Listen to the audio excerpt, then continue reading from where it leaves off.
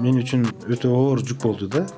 Сизден да башка дагы талапкерлер бар. Эмне үчүн эл ишеним көрсөтүп 3 жолу мандатты мага берди.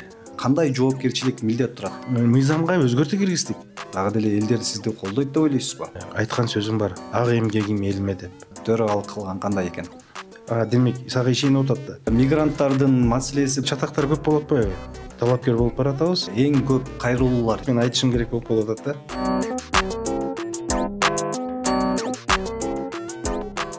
Саламатсыздарбы урматтуу Талас подкаст берүүсүнүн көрүүчүлөрү жана катталуучулары. Бүгүн бизде конокто Таластын кулуну, кыргыз элинин чыгаан уулдарынын бири, Жогорку Кеңештин 3 жолку депутаты, коомдук ишмер, 2 кыз, 1 уулдун сүйүктүү атасы Жумабеков Дастан Артисбекович бизде конокто. Ассаламу алейкум, Дастан мырза. Биздин студияга кош келипсиз. Сиз мынакей Жогорку Кеңеште 3 чакырылышта тең депутат болуп шайланып келдиңиз. Багы элдин кызматында жүрдүңүз. Анан кийин бул жолкусунда кээ бир багы жарандар айтып атат, бизге жаңы депутаттар келсе, жаңы жүздөр келсе деп жатат да. Сиздин буга ой пикириңиз кандай? Муну деле айтырган талапкерлер бар да. Жаңы шайлоого катышып аткан талапкерлер чыгып атат, анан кийин алардын чыгарган бир пиар ходу деп койсок болот да, жолу да баягы. Анан көбүнчө ошо тараптан айтырылып атат да. Булар эми 2 жолу депутат болду, булар эми 3 жолу депутат болду, 4 жолу болду. Эми жаңы жаштарга бербейби деген сөздү ушинтип таркатып аткан болуп саналат да. Албетте эми 3 жолу депутат болобу, 4 жолу депутат болобу, 1 жолу депутат болобу, эң биринчиден бул биздин баш мыйзам бар да, конституцияда. Конституцияда так жазылган. Менин колумда турат го конституцияда. Ушул жерде жазылганда ар бир жаран шайланууга, анан шайлоого укуктуу да. Сен 10 жолу талапкер болосуң, же 10 жолу кайрадан депутат болосуң, биздин баш мыйзамыбыз жол берет. Албетте, андан кийинки дагы мыйзамдар бар. Ошол мыйзамдардын эрежелерине туура келсе, сен баягы баскан жолуң дегендей да. Ошондуктан мен 4-үнчү жолу депутаттыкка талапкер болуп баратам. Буга чейин сиз жогоруда белгилеп кеттиңиз 3 жолу деп. Анын ичинде Жогорку Кеңештин төрагасы да болдум. Эми мындай да, эмне үчүн эл 3 жолу шайлайт? Эмне үчүн эл ишеним көрсөтүп 3 жолу мандатты мага берди? Анда мен да ушундай суроо коет элем да. Демек, ошол үгүт ишинде элдин алдында жүргөндө берген сөздөрүң бар, айткан убадалар бар, анан кийин мандатты алгандан кийин, депутат болгондон кийин ошол берген сөздөргө бекем туруп, анан кийин мамлекеттин деңгээлиндеги ошо мамлекетке иштей турган жакшы мыйзамдардын автору болуп, анан кийин эл суранган көп нерселер бар. Шайлоо округундагы шайлоочулардын мына ошонун алдында берген сөздөрүн ишке ашырсаң, анан кийин кайра келип элден шайлап бер, мен дагы ушу депутат болот элем деп келсең, эл шайлап берип атат да. Демек сага ишенип атат да. Демек сен үмүтүн актаган экенсиң да. Анан ошонун негизинде мен ойлоймун, дагы биздин шайланууга баягы элдин алдына талапкер болуп чыгууга укугубуз бар да. Ошонун негизинде ойлоймун. Эми айтылган сөздөр айтыла берсин. Эң негизгиси биринчиден таза шайлоо өтүш керек. Мен ойлойм, азыр мыйзамдардын баардыгы мындай бекем болуп турат. Анан кийин эми эл чечет эми. Анан жалпысынан ошол баардык ошол 16-чы округ деп коет бизде. Ал жердеги талапкерлерге ошо ийгилик каалаймын. Баягы элдин алдына чыкканда элдин каалоосу кимде болсо, ким утуп келсе, мен ойлоймун, эл үчүн, ошо 16-чы округ үчүн иштеп берет го деген ойдомун да. Багы өзүңүз айттыңыз, багы элдин шайлоосу элдин ишеними деп, мынакей 3 жолку депутат болуп шайландыңыз. Эми булсам, дагы деле элдер сизди колдойт деп ойлойсузбу? Эми өзүм мактагандай болбойм, бирок мен сиз суроо берип калдыңыз, мен айтышым керек болуп калып атат да. 3 жолку чакырыштын депутаты болдум. Ушул өзүбүздүн округдан, Талас облусунан, биринчи ошодон баштайын. Мен ушул ар бир райондун аттуулугун алып турмун, анан Талас облусунун аттуулугун алып турмун. Андан кийин барып дагы 16-17 айыл өкмөттүн аттуулугун алып турмун. Сиздер деле өзүңүз логика салып ойлоп көрсөңүздөр, мындай жөн жерден берилбесе керек да. Демек, биздин кызмат өткөн экен. Элдин алдында жүрүп, шайланып атканда айткан сөздөрүбүзгө бекем туруп, элге кызмат кылган экенбиз, мамлекетибизге кызмат кылган экенбиз. Мунун артында көп эмгек жатат да. Бул аттуулукту алыш үчүн эми жөндөн жогу эле жерден ала албайсың, же сата албайсың, сатып ала албайсың. Аттуулукту бериш үчүн ошол айыл өкмөтүндө бир эмгектериң болуш керек. Ошол айыл өкмөтүндө жашаган эл менен тыгыз болуш керек. Алардын бай көйгөй маселе деген көп да. аз да болсо ошо көйгөй маселесине аралашып чечкенге жардам болуш керек. Баягы шайлоочулар менен жолугуу учурунда алардын жанында болуш керек. Кыргызда жамандык жакшылык деген болуп турат да, баягы биздин салтыбызда бар. Ошолорду учурда алардын жанында болгонго аракет кылып, ошондой эле мына райондук деңгээлдеги ар бир райондун аттуулугун алдым. Андан кийин эл менен жолугушуу учурларым болот да. Жылда эң чоң мындай квартал сайын болуп турат негизи, бирок жылда декабрь айында шайлоочуларын чогултуп, андан кийин жылдык отчетун берип турамын. Анан быйыл эртерээк болуп калды, могу шайлоого байланыштуу мен эртерээк өткөрдүм муну. Будан бир 2 ай мурунбу, 1 ай мурун өткөрдүм да. Анан ошол жерде ар бир айылдан делегаттар келди. Делегаттар келип, аксакалдары бар, жаштары бар, апалар бар, эжелер бар, эжекелерибиз бар. Анан ошол жерге мен мындай колго салдым. Мен айттым, ушу жакынкы арада мындай кылган иштерим боюнча кандай баа бересиздер, мурунку кылган иштерим боюнча кандай баа бересиңер десем, баардыгы ошол өздөрүнүн жакшы ойлорун айтты. Анан талапкер болуп баратабыз, эми Кудай буйруса калганын эл активдүү ушу шайлоодо катышып берип, добуштарын берсе, анан добушка жараша белгилүү болот. Биз билебиз ба, сиз бир нече айылдардын, райондордун, жалпы эле Талас облусунун мындайча айтканда чыгаан ардактуу атуу наамын алгансыз да. Эми ушул наамды ыйгарып берген адамдардын алдында, элдин алдында кандай жоопкерчилик, милдет турат деп ойлойсуз? Дагы иштеш керек. Кудайым көрүп, ушул колдоо тапсак, шайлоочуларыбыздан, элден дагы чарчабай, талыкпай эмгек кылышыбыз керек. Жакшы мыйзамдарды жазып, элдин шартын, турмушун оңдой турган мыйзамдарды жазып, эл аралык уюмдар менен тыгыз иштешип, ушул мамлекет баардык жерге бүгүнкү күндө аракет кылып атат жетишкенинчи. Баягы айрыкча инфраструктурасын өнүктүрүп, социалдык проекттерди салуу боюнча мамлекет аракет кылып атат. Бирок биз да ошого мындай бош жатпай, кошумча жардам болсун деп, көйгөй маселелерди чечкенге да кол сунуп келебиз. Ошондуктан ошол иштерди улантабыз. Дагы күчөйбүз, дагы күчтөнөбүз деген ойдо. Айрым башка талапкерлер айтып жатат, Жумабеков баарыбір өтөт, бизге добуш бергиле деп айтып жатышат. Бул канчалык деңгээлде туура деп ойлойсуз? Эми сиз муну мындай укканыңызды айтып атасыз да? Укканыбызды айтып атабыз. Мен да ошондой деп угуп атам да, мага да ошондой мындай бир кабарлар келип атат да. Эми не деймин, бир адам бир добуш. Ошо добуш бир добушта чечет да, бул мыйзам менен. Ким бир добуш көп алса, ошол мандатты алат. Ошондуктан эң биринчиден баягы талапкерлерин мен жамандап айтпайм, баардыгы жакшы, татыктуу, бирок анын ичине элге эмгеги сиңген татыктууларды мындай караш керек. Мисалы, бир мисал айтып коеюн, уруксат берсеңиз. Бир үйүңүздү ремонт жасайын десеңиз, бир кандай устаны тандайт элеңиз да, биринчи сиз бир колунан келген ишти билген устаны издейсиз да, туура? Ошол сыяктуу эле да, бул жерге да баягы ишти билген, эл алдында айтып жүргөн сөзүнө бек турган талапкерлер турат да. Ошолорду карап, ошо иштерине карап добуш берет деген ойдомун да. Эми сиз азыр 16-округтан аттанып жатасыз. Эми ал жакта дагы сизден да башка дагы талапкерлер бар дегендей, карама каршы оппонентин ким деп ойлойсуз? Эми бул мындай учурда баардыгы оппонент, баардыгы күчтүү, баардыгы өзүнүн программасы менен чыгат. Бирок ошонун аткарылышында мындай тажрыйбасына жараша аны эл өзү баа берсин да. Баардыгын эле тааныйм да, талапкерлерин сый мамиледе баардыгыбыз, бирок саясатта эң негизги кызыкчылыктардын бири бул эл, мамлекет да. Мамлекетке күйүш керек, элге күйүш керек. Сиздин оюңузча бул депутаттын чыныгы ролу эмнеде? Мыйзам жазуудабы же элдин көйгөйүн чечүүдөбү? Бул экөө бири-бирине байланышкан да.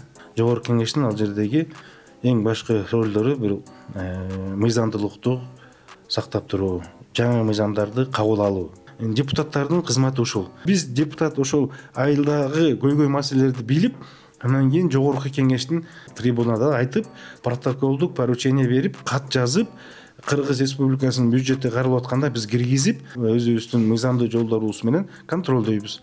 Мына бул бардык нерсе эл менен депутаттык ишмердик тыгыз байланышкан. Азыр көп жумуштарды президентибиз башында турган бийлик жасап жатат да. Сиздер 4 жыл ичинде кандай жумуштарды аткара алдыңыздар? Кыскача айтып берсеңиз. Алыскы жерлерде, айылдарда социалдык проекттер чечилип атат да. Инфраструктура жаңырып атат. Унун үстүнө албетте биздин президентибиз турат.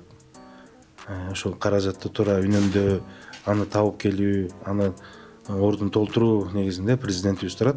Көптөгөн мыйзам кабыл алдык. Мен жана башында айтып кетпедимби, ошол эле министрлер кабинети тарабынан келген мыйзамдар, президент тарабынан келген мыйзамдар, жогорку сот тарабынан келген мыйзамдар, прокуратура жазып келген мыйзамдарды көбүн кабыл алдык. Орчундуу көп маселелер, мисалы чек ара маселесиндеги акыркы ратификацияга жогорку кеңеш добуш менен чечип бердик. Бул чоң бүгүнкү күндөгү маселе чечилди. Аныкталды границалар. Мына мен бир эле мисал менен токтолуп кетели.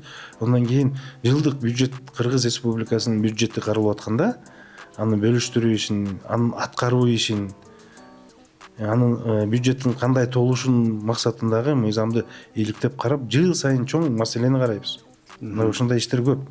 Сиз 2017-жылы Жогорку кеңештин депутаттарынын колдоосу менен парламентке төрагалык кызматты алып баргансыз. Парламенттин тарыхында эң жаш төрага болуп 41 жашыңызда иш алып барыпсыз. Бул сизге кандай тажрыйба топтоого мүмкүнчүлүк берди жана төрагалык кылган кандай экен? Ал убакта 120 депутат болчу парламентте. 6га жакын фракция бар болчу.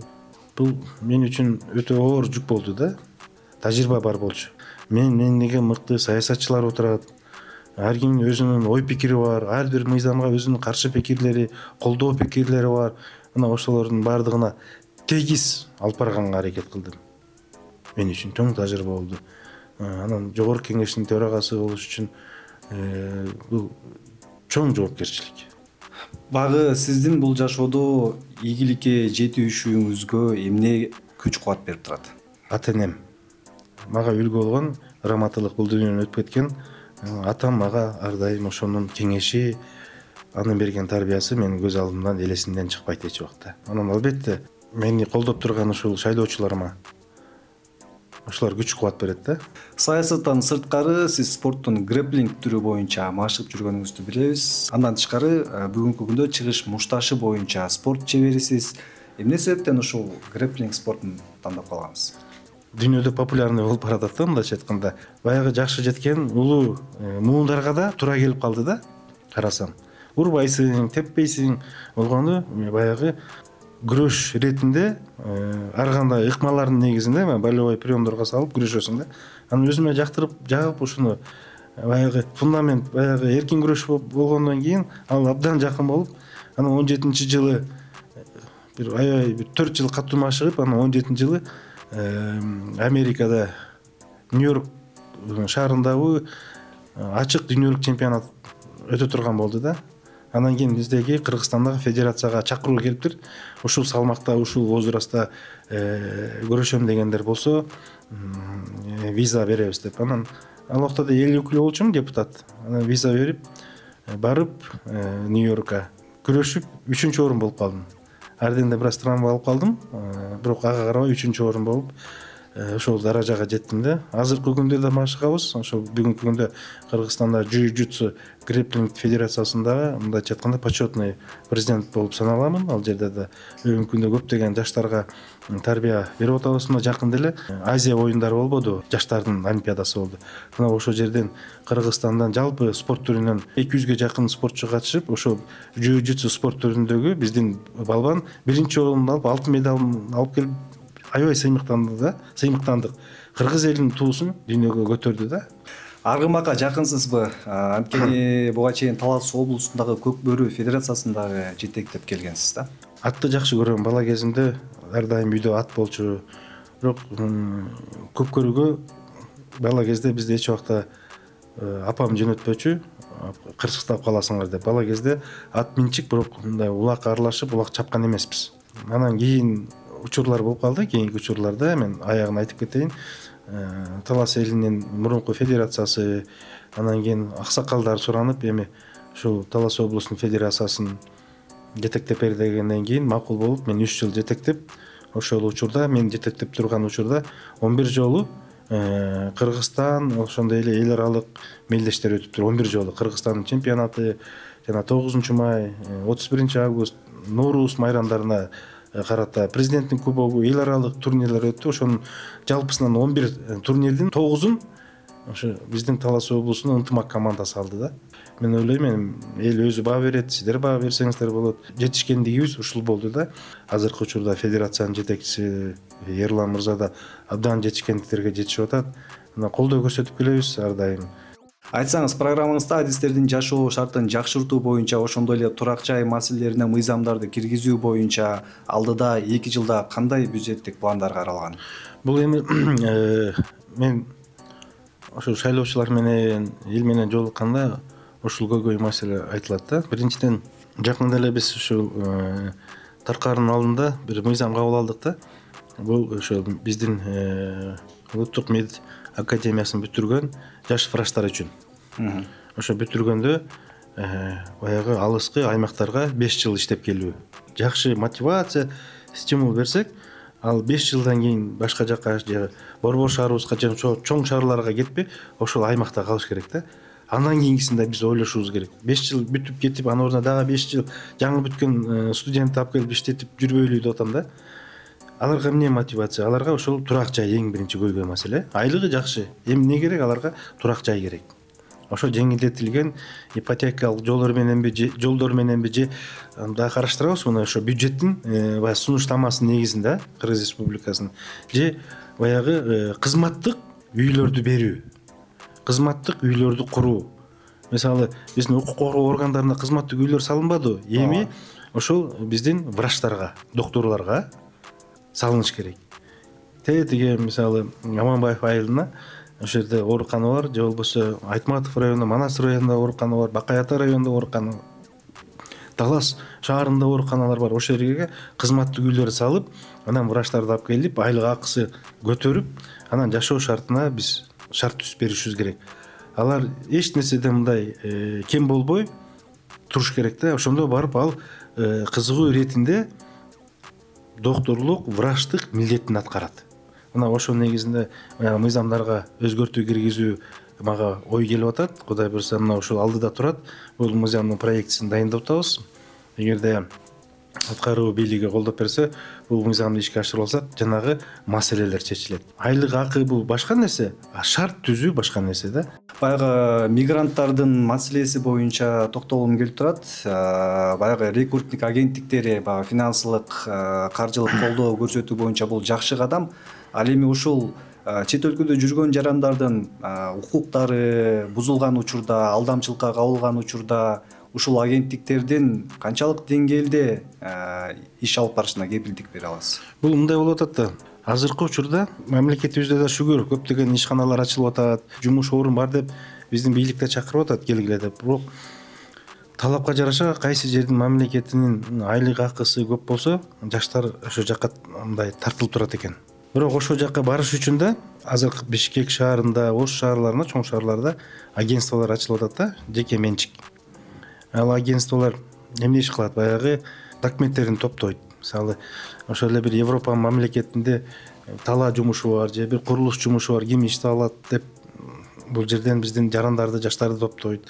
Анан келгиле деп туруп, документтерин топтойт. Анан кийин мынча акча болот деп алардан акча алат. Эми виза алабыз деп визага берет. Анан ошондо туруп, аягы баардыгы ишке ашпай калса, жумуш таап берген агентство банкрот болдук дейт да. Балким алар башка жака бир каржылап жок кылып ийген да. Же өздөрү ичип жеп койгон. Же бергиси келбейт.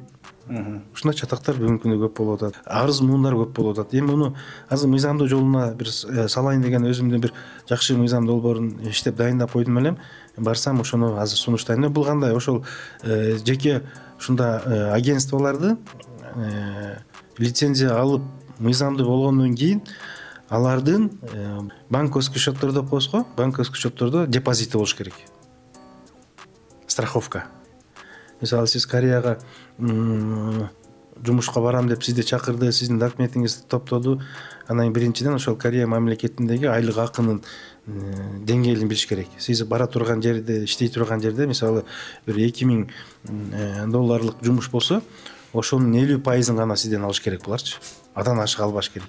Анан кийин ишти жасай баштады. Виза алып, договор түзүп, эгерде болуп кетсе, анда ошол жанагы берген акчаңыз аларда калып кетет, сиз барып тияка расмий түрдө иштейсиз. Эгерде бир кемчиликтер менен болбой калса, эмне болот? Баягы сиз акчаңызды талап кыласыз, силер мени жөнөтө албай койдуңар, мен барам дедим элем, силер менин ишимди, кагазымды, визаларымды бүтүрө албай жөнөтө албай койдуңар, эми акчамды бергиле деп талап кылганда көбү бере алып атпайбы? Эми ошонун алдын ала алардын жанагы счетунда акча болот да, депозиттик.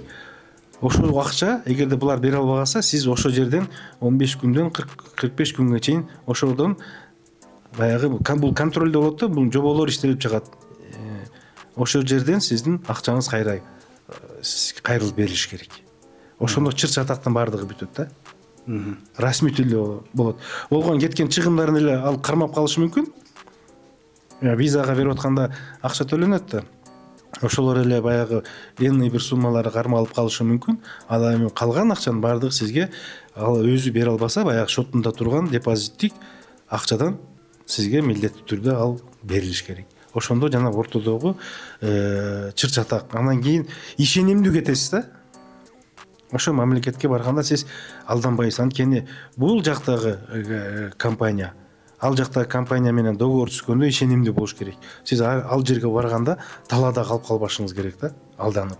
Мына ушунун баардыгын биз мыйзам менен бекитип, ошо ишкердикти жүргүзөбүз деген жеке жактары болобу, алардын баардыгын ошол мыйзамга алып келебиз. Ошондо бир тартип болот деген мыйзам да бул. Айтсаңыз, буга чейин Жогорку Кеңештин талапкерлигине бара жаткан депутаттар баягы элдерге ар кандай убадаларды берип, жол салып беребиз, буну оңдоп беребиз, тигини оңдоп беребиз деп убадаларды берип, алардын айрымдары аткарылса, көбү аткарылбай келген да. Эми булсам кандай болот? Сиз эмне убада бере аласыз жана бул сиз жаңы түзүп жаткан программаларыңыз канчалык деңгээлде ишке ашат деп ойлойсуз? Эч убакта мурун деле болгон эмес, элдин алдына чыгып, мен муну салып берем, тигини кылып берем деген бул мыйзам бузуу да. Мыйзам бузуу. А бирок эл өкүлүнүн өзүнүн милдети бар. Ошонун алкагында иш алып барса болот.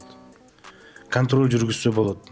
Ар бир өзүнүн шайлоо округундагы көйгөй маселени ошо шайланып барган эл өкүлү баардык жакта маалымат болуш керек. Ошондо республикалык бюджет каралып атканда киргизип, анын аткарылышын көзөмөлгө алганга толук мыйзам жол берет. Талаптарга баш ийип, элдин алдына чыгып, өзүбүздүн программабызды түшүндүрөбүз. Сиз депутат болуп турган кезде эң көп кайрылуулар, элден түшкөн кайрылуулар кайсы маселелер? Эң көп түшкөн социалдык проблемалар, проекттер. Укук бузуу тарабынан түшөт, баягы сот иштериндеги болуп аткан бир аз арыздануулар, айрыкча. Анан эң негизгиси ошол жерлердеги көйгөй маселе. Канал маселеси, суу келбей атат, канал керек, БДР, БСРлердин маселеси тазаланбай атат, мектеп жетишпей жатат, окуучуларыбыз батпай жатат мектепке. Мектебибиз 56-жылы салынган мектеп, бала бакча керек бүгүнкү күндө, спорт аянтчасы керек, жол маселеси, таза суу маселеси деп элдин жазган каты элге барып жолукканда да ушул суроо талаптар эң көп.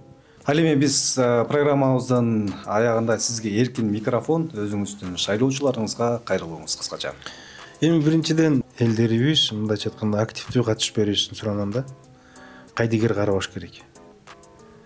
Ар бир жасалган иш мамлекеттеги болуп аткан нерсенин баардыгы ошо Жогорку Кеңеш аркылуу каралып чечилип турат. Ошого сиздер да кайдыгер карабай келип добушуңуздарды беришиңиздер керек. Каршы бересиздерби, макул бересизби, баардыгына каршы бересизби? Сиз баш мыйзамда каралган аттуулук милдетиңиздерди аткарып кетишиңиздерди мен суранамын. Анан экинчиден, албетте 3 жолу Жогорку Кеңештин депутаты болдум. Элдин алдында берген сөз, элдин алдына берген кызматыбызды биз мындан кийин да улантабыз. Жалпы сиздер менен кошо. Ар бир айылдагы элдин жүзүндө күлкү болуп турушун мен каалайм да. Мына ошого себепкер бололу баардыгыбыз. Ошондуктан мен ойлоймун, мен сиздер менен ар дайым. Буга чейин колдоп келдиңиздер, ага да терең ыраазычылык билгизем. Эми мындан кийинкисинде дагы колдоп берсеңиздер, өзүмдүн айткан сөзүм бар. Ак эмгегим элиме деп. Ошол ак эмгегим элиме дагы сиздер үчүн уланды беребиз. Рахмат. Чоң рахмат сизге дагы. Бүгүн бизде Жогорку Кеңештин 3 жолку депутаты, ал эми алдыда өтүүчү 8 чакырылыштагы Жогорку Кеңештин талапкерлигине коюп жаткан таластын кулуну, кыргыздын чыгарган уулдарынын бири Жумабеков Дастан Артисбекович болду. Сизге дагы чоң рахмат бизге келип убактыңызды бөлүп бергениңизге. Сизге алдыда шайлоого ийгиликтерди каалайбыз. Кыргызстандын өсүп өнүгүүсүнө дагы чоң салымдарды кошот деген ишеничтебиз. Чоң рахмат сизге. Рахмат баарыңыздарга. Саламатта калыңыздар.